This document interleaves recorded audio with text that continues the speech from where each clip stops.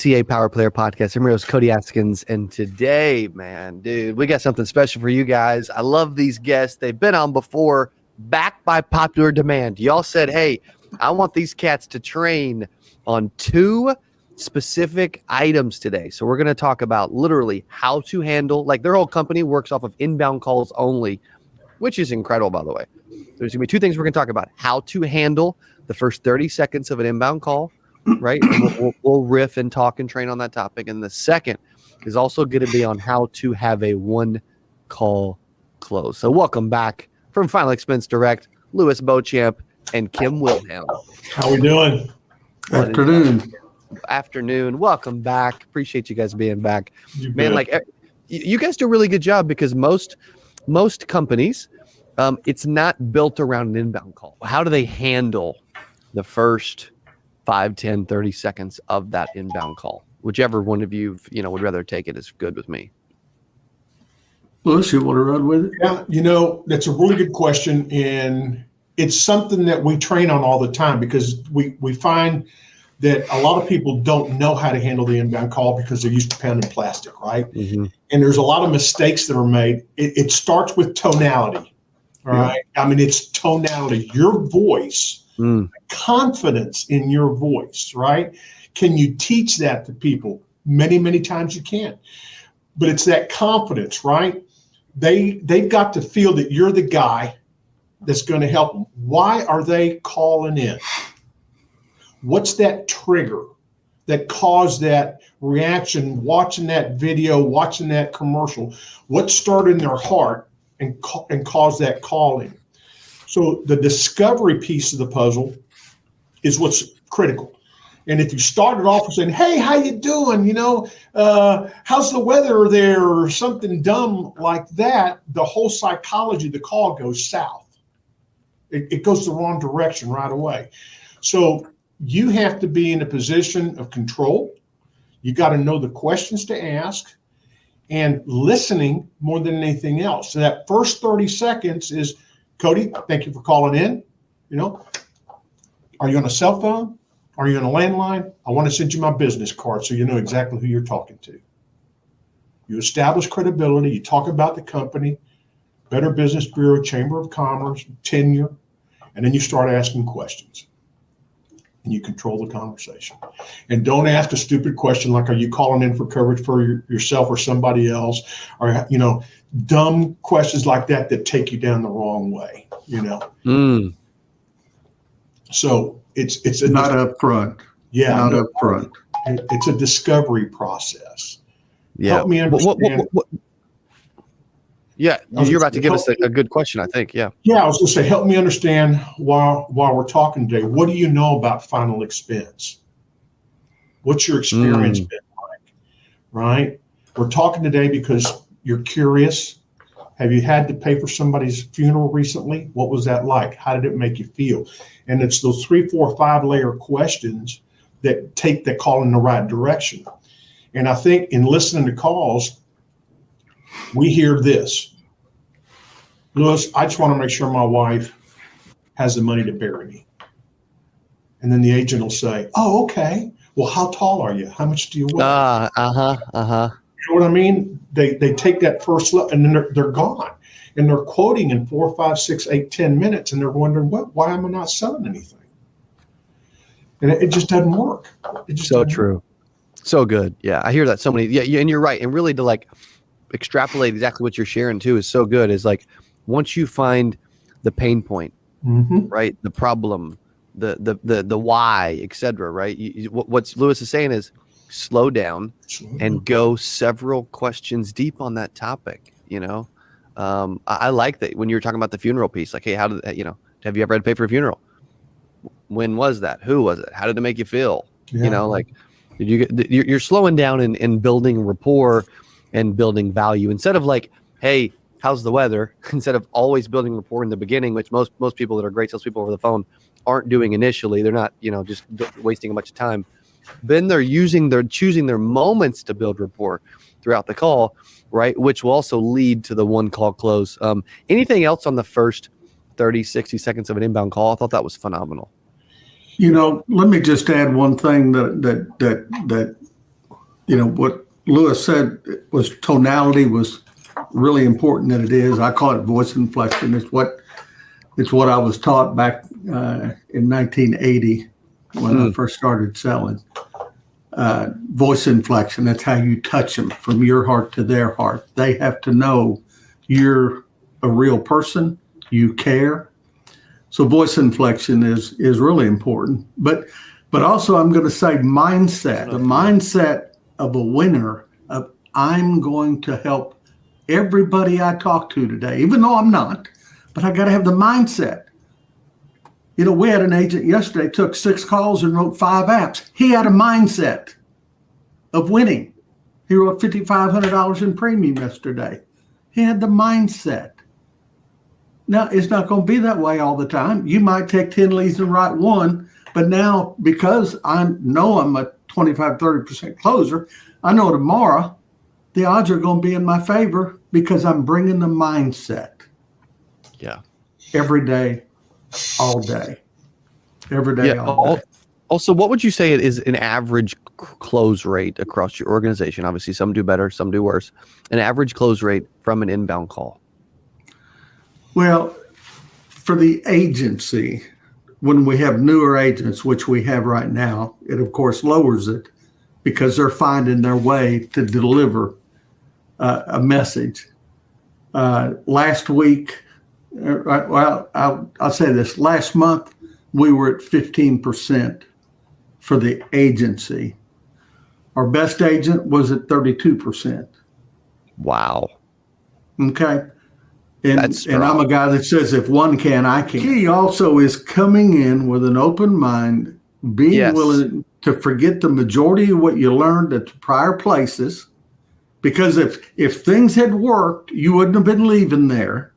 So Correct. Leave what you learned there and come in with an open mind, willing to be a sponge. And because I believe we have some of the best training in the industry, but you gotta absorb it. I'm sorry, Lewis, I didn't mean to cut you off. Go ahead. No, I think we were going down the same track. It's work ethic. You can't make 6 figures, multiple 6 figures, working 2-3 hours a day, 2-3 days a week. It's just not out there. It's a fantasy, right? And so, like Kim said, it's a mindset. We try to put, I mentioned it in the very beginning, we try to put the agent in the best selling situation we got. We've got the tools. We can teach you how to ask proper discovery questions.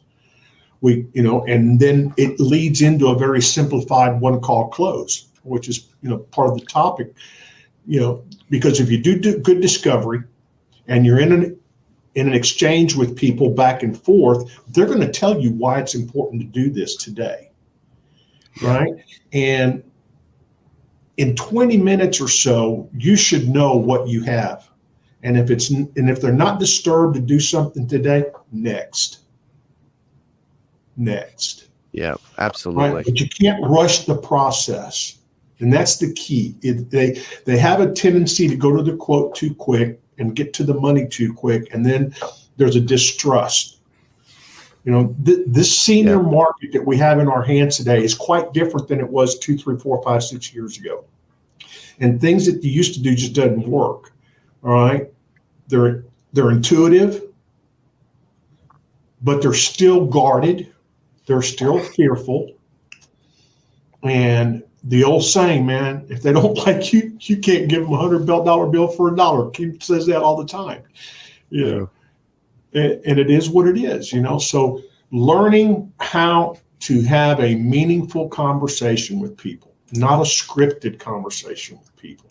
Yeah. And that's our focus in our training, day in, day out, questions, an interchange of information to see if we're the right fit for you and you're the right fit for us. Yep. And that's how it works. Here's 2 things I'm hearing. This is great feedback, super amazing educational content, one of the best we've had in a while. 2 things I'm picking up. One is it does drive me nuts when agents have not had success, but they think they know it all and they want to continue to do it their way. And this is a public I don't know what you call that, public service announcement. There you go. PSA. Like if you think that you are doing great and you're not, and you think you know it all, you know what I mean? Like you need to flush it. And when you go to an organization and you're trying to make this thing work, be coachable, stop talking and start freaking listening. Same thing on a phone call, right? You're hearing this today. Stop talking, freaking listen, man. Ask questions, be in control of the call. I like too that you mentioned, and both of you mentioned it, like stop trying to rush this thing. Like this is going to take a second. You're not going to close a final expense sale, even on an inbound call when they need it, in 6 minutes. It ain't going to work. It's not how. Kim or Lewis, either way, to kind of wrap it up, last question. If they're wanting to get better at the actual, like you talked about leading up to a one call close and the process and all that, if they want to end and have like question phrase, like, and actually be able to close better, what advice or scripting would you give around that topic? To close better? To close better, it's not a matter of just closing better. It could be also your one call close. Mm-hmm. Same concept, same person, same presentation, same everything. And when Lewis said earlier, there are affirmations and trial closes that go through a presentation. Lewis said earlier, what's your main concern with the call today? And he said, well, I just want to make sure my wife doesn't have to go through putting me in the ground, without the finances. I don't want my family. Estate, most people say, okay. No, don't say okay. Say, Cody, I can help you with that. Okay? My okay is a trial close early in the presentation. And I get them to say yes 4, 5, 6 times throughout the presentation with affirmative statements like I just did. Yes. So it comes down to a credible, friendly, meaningful presentation, and doing this for 15, 20 minutes before you get into the underwriting and the quoting. Mm-hmm. And you're going to have that high closing ratio. See, a lot of these people that call in, we're not the first people they talk to about final expense. They've talked to 3 or 4 other agencies that had people that were in underwriting in 3, 4 minutes. No connection was made. They gave them a quote and it's done. To make a sale, these people have to know that you are the guy to help them. Yes. That you're the professional that they can count on. And your tone of voice, your knowledge, not being in a hurry to get all the money out of their purse. Yeah. So not quoting and closing after 5, 6, 7 minutes. And at the very end, I would tell you something that's critical before I go into a close would be being very good at presenting features and benefits of the policy before I go into the quote. Mm-hmm.